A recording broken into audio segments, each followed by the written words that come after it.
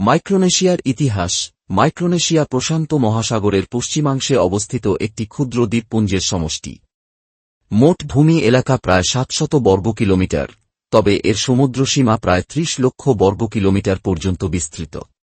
প্রায় 3000 বছর পূর্বে এই দ্বীপপুঞ্জে মানব বসতি স্থাপিত হয়েছিল। ষোড়শ শতাব্দীতে ইউরোপীয় অভিযাত্রীরা এই অঞ্চলে পৌঁছায়। 19 শতাব্দীর শেষভাগে স্পেন এই দ্বীপপুঞ্জের উপর অধিকার প্রতিষ্ঠা করে এবং পরবর্তীতে এটি জার্মানির কাছে বিক্রি করে দেয়।